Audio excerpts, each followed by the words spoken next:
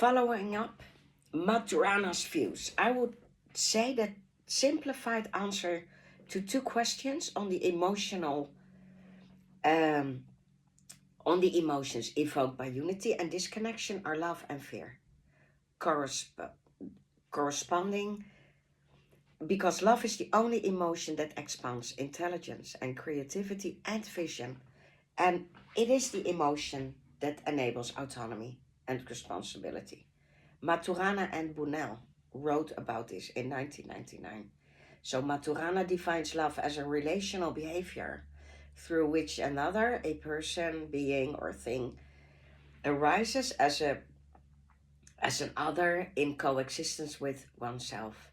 So only in a context of safety, respect, and freedom to be and to create a context of love can people be relaxed and find the conditions conducive to engage in higher intelligent behaviors that uses their brain neocortex. Learning, collaboration, and creativity. It happens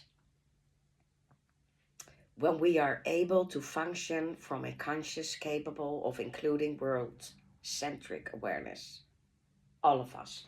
So in Ken Wilber, I received the education in 2005 as an NLP trainer, and we saw that the integral, holistic way of thinking is engaging all the other layers. And we also have 9 layers of consciousness. So we are conditioned to react more instinctually and to operate from the reptilian brain. And that's really a problem in our society, to fulfill rudimentary needs linked to survival. But I was born too early, so I started in the incubator. And that's why I saw my first image of a whole earth from space, created a sense of awe and beauty. And from space, we can all see and feel that wholeness. So there are no political lines dividing our national territories. There's only one whole system. And from our terrestrial and regionally bounded experiences, we can feel that the neighborhood tribe is different and threatening to be considered an enemy. But nowadays we have many technological means to perceive and experience multiple dimensions of our human experience. So photographs from space and films about cultures and situations that will be foreign to our daily experiences, and transportation means to reach remote places around the world, and of course internet access to information and knowledge that expands our view of reality. We are moving from convening information on black and white and linear language to multimedia and interactive means that convey emotions and create experiences through sound, images, movement, and participation. So, unfortunately, these technological tools can also play a disconnection in roles. And people who are playing roles are not connected in their soul. So, that keeps them and us distracted. And it's an addiction to be that material consumption. And that's also actually violence as a way of entertainment or doing business or being in politics, because people get lost in virtual realities and in superficial relationships or lost in their roles. So if a politician is receiving a lot of certification and workshops, and it suddenly is changing his behavior differently and not being kind anymore and being like a role model and not a soul model, you can immediately feel that the respect as a person is not there. So, and that is because a lot of people in their 30s, they face this enormous challenge to bridge the gap between the technological intelligence with our socio-cultural and ethical intelligence in order to use the technologies for the greater good. So Banati in 1996 was writing about this gap and this connection. So in our reflection, We are very honest, always, and linking heart with heart. So head with heart and heart with heart, heart with heart. Why? Gandhi put it that the means are the ends, and we find a way and the ways to engage our whole selves in processes that incorporate the same values and aspirations we are trying to create. So we need to move from teachings and teaching systems to creating conditions for experiencing and living systems. When we are fully present in a conversation, we cannot interact only from our heart. It's also not just our head, the tone of voice, or facial and body expression. It's everything. And the physical space in which the conversation takes place is to create a mood that becomes an integral part of the message itself. So we have we see two types of dialogues. It's the generative dialogue and the strategic dialogue. And without the generative dialogue, through which participants could create a sense of community, the strategic dialogue, focusing on creating the common future, would be vain, an intellectual exercise that most likely will not embody the values and aspirations of the designers. So without strategic dialogue, all the deep relationships and fantastic ideas generated in our interpersonal encounters will become wonderful memories, but not be a new reality. So we also really need the strategies.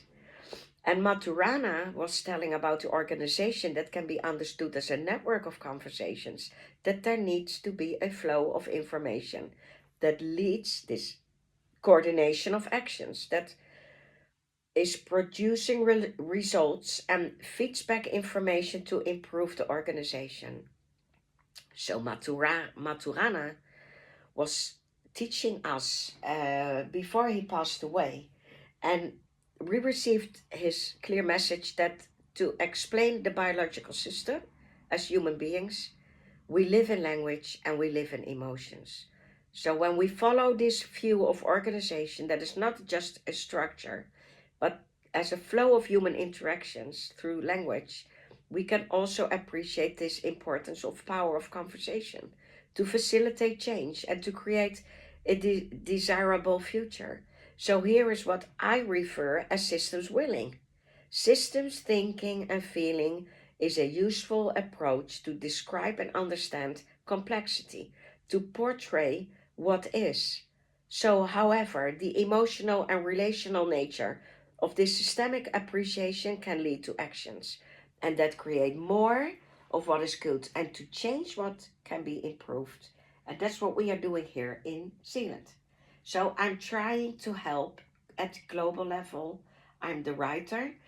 I also am trying to help and get closer to the locals here in Zealand and to get closer regionally and to also combine them. But in systems being, in living this new consciousness, we all really all have to live in this privileged moment in which the amount and depths of information is available for decision making, and that is really incredible. Margaret Mead reflected that it's the first time in human history that we are able to explain what is happening while it's happening, and it was already happening in 1989. I was just 9 years old and I understood the complex dynamic systems as Sarah, because I pointed out that when social systems are in chaotic conditions, action taken by the individual and small groups of people can have a great effect in the society as a whole. This is why I started to watch after little children, and I was hosting at a very young age at Cura House. When my grandparents were married 40 years, I felt like I wanted to speak up. I wanted to tell them because I saw that before we can change the way we live, before we have saved other things, we really always first have to change ourselves. And it needs to come from us. And children know, they naturally know. And they are really never disappointed or arguing They just want to collaborate and work together. So this is the leading edge of my sustainable movement, and why I started to write, and also why I started to write for Netflix, the scholarship, because the living systems are integrated now in the full human capacities. And if you watch closely at all the movies and all the things you see at Netflix, there is this red line, the storytelling, that is about being authentic and following your soul mission and moving from systems thinking into systems feelings into systems being, because it's the embodiment of systems being that is this evolution where we are in right now. So the mindset is practicing the way you think. It's your process. It's also understanding complexity. Your mindset is also perceiving patterns of change, and it's considering ethical and long-term implications of all the decisions you took. It's embracing your co-evolving emergence of newer realities. And then when we turn to the skill set, if you know how your competences are, that you are also having and facilitating conversations and building trust and commitment towards the common vision we have as a global community, and you are creating conditions for effective collaboration, and you are developing human systems based on your ecological systems work, and you are also including sustainability principles and practices in your vision and action plans, and you're also developing sustainable strategies that embody the systemic understanding how human beings fit within the life cycles of nature. But now here it is, the heart set, the soul set, care, why, competences. Why is it so important? Well, while the mindset and skill set are generally incorporated into most leadership development programs and management programs, the heart set is usually ignored and taken for granted. So clarity of values, and your personal mastery, what makes you come alive, what makes it happen that you get out of your bed at 5 and to want to be in service. That's about a core aspect of effective evolutionary leadership. And in this regard, evolutionary leaders are very competent. So we need to listen actively and really active to others and nature. And we also have to engage in difficult and missing conversations. And we have to manifest the symphony sense, to have an ability and to be creative and intentionally aligned. And that's what these actions are in dynamics of living systems. So we need to practice systems feeling and systems being. And to help you,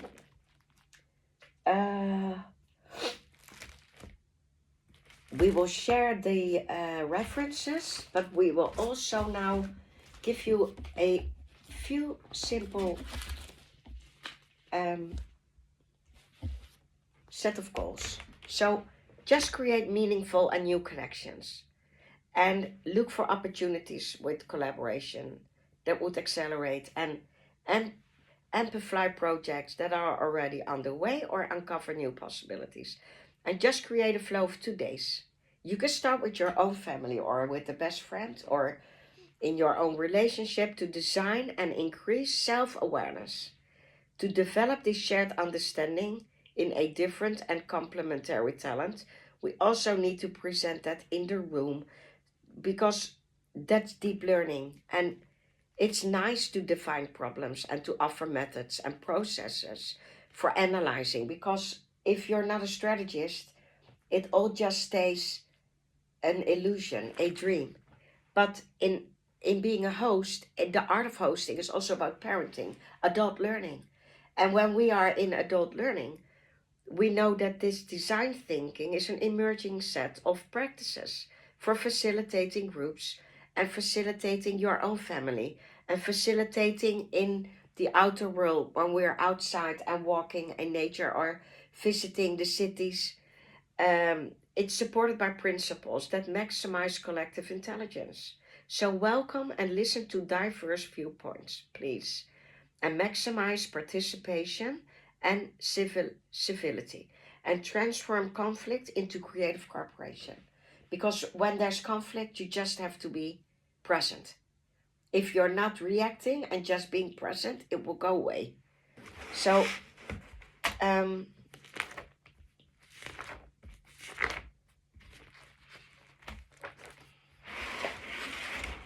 and then in the concept of symphony, it's listening to rhythms of change and learning how to play our own melody to be authentic and to have this harmonious pattern in change in yourself. It's really important, and that you have this ability to read your environment. So to listen to messages and to pay attention with heightened sensitivity, because symphony sense is not about the senses, smelling, hearing, tasting, feeling, but it's the invisible layers: grace, integrity, personal mastery, flow, and passion.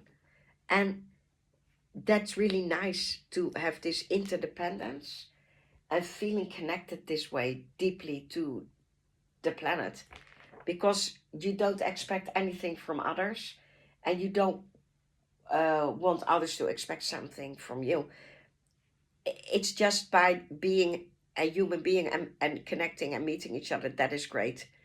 So I am inviting you to please make a walk in the city, go outside, explore and nourish and sustain and live in your own consciousness, because the meta reflections, the instant communications, they are also invisible, and we don't have to talk at all actually to really deeply connect.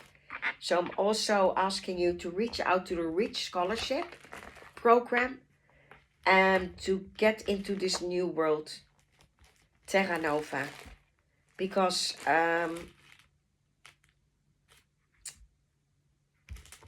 this new world is here, and she's ready. She's ready for all of us.